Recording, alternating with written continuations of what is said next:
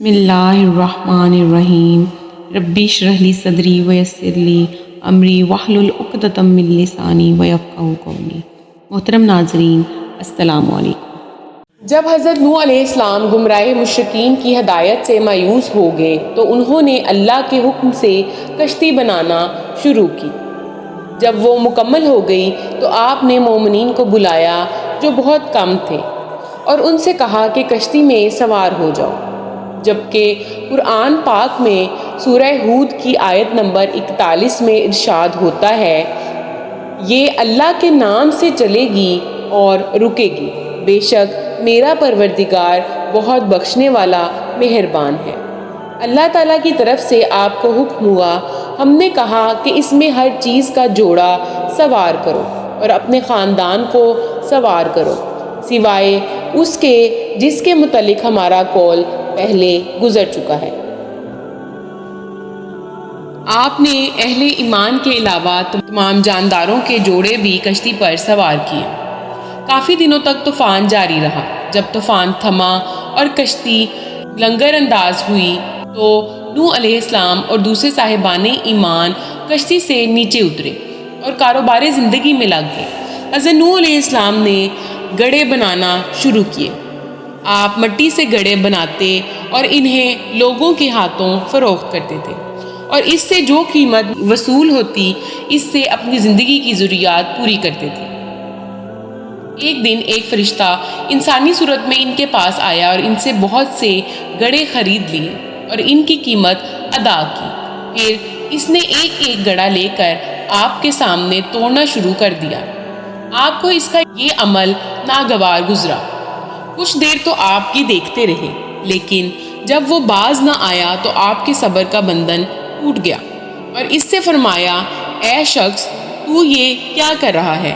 تو میرے ہاتھ کے بنائے ہوئے گڑھے کیوں توڑ رہا ہے؟ گاہک نے کہا، آپ کا اس سے کیا واسطہ؟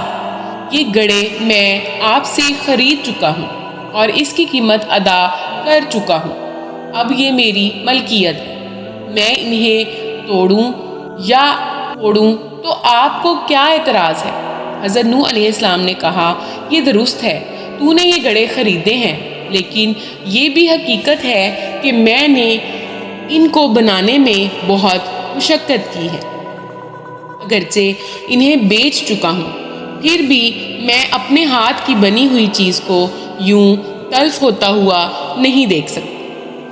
گاہک، جو کہ دراصل فرشتہ تھا، اس نے کہا، آپ نے یہ گڑھے خلق نہیں کیے بلکہ بنائے ہیں، اس کے باوجود ان کو ٹوٹتا ہوا دیکھ نہیں سکتے، تو آپ نے خدا کی اس مخلوق کو ٹوٹنے کی دعا کیوں کی؟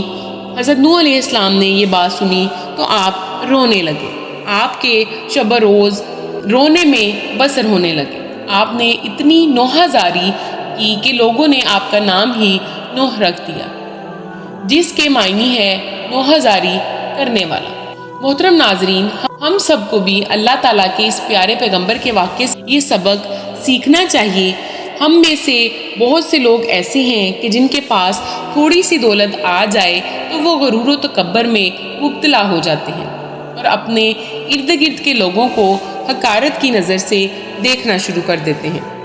حضرت یحییٰ علیہ السلام کے متعلق مشہور ہے کہ آپ ہمیشہ خوف خدا کی وجہ سے غمگین رہتے تھے، اور ولادت سے لے کر زندگی کے آخری لمحات تک آپ غمگین ہی رہے اور کسی نے مسکراتا ہوا نہیں دیکھا۔ ایک مرتبہ حضرت زکریا علیہ السلام نے بارگاہ خداوندی میں عرض کیا، یا اللہ، میں نے تجھ سے اس لیے بیٹا طلب کیا تھا کہ میری آنکھوں کی ٹھنڈک بنے اور میرے لیے خوشی اور مسرت کا ذریعہ ثابت ہو، لیکن تو نے مجھے وہ بیٹا عطا کیا ہے تو وہ ہمیشہ غمگین رہتا ہے اور ہر وقت روتا رہتا ہے۔ پھر ایک دن حضرت زکریا علیہ السلام نے اپنے فرزند سے فرمایا، میں نے خدا سے بیٹا مانگا تھا تاکہ میرے لیے خوشی کا ذریعہ بنے، جبکہ تو ہمیشہ غمگین رہتا ہے۔ حضرت یحییٰ علیہ السلام نے عرض کیا، ابا جان، میں نے آپ کی زبانی یہ بات سنی تھی، جنت اور دوزخ کے درمیان ایک گھاٹی ہے جسے صرف وہی عبور کرے گا جو خوف خدا سے رویا ہوگا۔ بہرحال حضرت یحییٰ علیہ السلام پوری زندگی مہموم رہے اور خوف خدا میں روتے رہے۔ آپ اتنا روئے کہ رخساروں پر گڑے پڑ گئے اور آنسوؤں کی وجہ سے زخم پیدا ہو گئے جن پر مرہم پٹی کی ضرورت پڑتی۔ ایک مرتبہ کا واقعہ ہے کہ حضرت عیسیٰ علیہ السلام نے اپنے خالہ زاد بھائی یحییٰ علیہ السلام سے راستے میں ملاقات ہوئی۔ حضرت عیسیٰ علیہ السلام انہیں دیکھ کر مسکرانے لگے۔ حضرت یحییٰ علیہ السلام نے انہیں مخاطب کر کے فرمایا، کیا وجہ ہے کہ میں آپ کو خوش و خرم دیکھ رہا ہوں؟ شاید آپ نے سمجھ لیا کہ آپ کو ابدی امن و اطمینان مل گیا ہے۔ حضرت عیسیٰ علیہ السلام نے فرمایا، کیا وجہ ہے کہ میں تمہیں غمگین دیکھ رہا ہوں؟ کیا تم اللہ کی رحمت سے مایوس ہو چکے ہو؟ اس کے بعد دونوں خالہ زاد بھائی اس جگہ پر رک گئے اور کہا، ہم اس وقت تک یہاں سے نہ ہلیں گے جب تک کہ خدا فیصلے نہیں کر دے گا کہ ہم میں سے کس کا طرز عمل اسے زیادہ پسند ہے۔ اللہ تعالیٰ نے ان دونوں پر وحی کی، تم دونوں میں سے اچھا وہ ہے جسے ہماری رحمت کی امید زیادہ ہے اور جو ہمارے متعلق زیادہ سے زیادہ حسن ظن رکھتا ہے۔ بے شک انسان کو اللہ تعالیٰ کی رحمت سے کبھی بھی مایوس نہیں ہونا چاہیے اور اپنے مسائل اور مصیبت کے وقت صرف اسی سے لو لگانی چاہیے۔ کرتی ہوں کہ آپ کو آج کی ویڈیو اچھی لگی ہوگی۔ اگر آپ کو ہماری ویڈیوز اچھی لگ رہی ہیں تو ویڈیو کو لائک کریں اور مزید اس طرح کی ویڈیوز دیکھنے کے لیے ہمارا چینل سبسکرائب کریں۔ ملتے ہیں نیکسٹ ویڈیو میں، اجازت دیجیے، اللہ حافظ۔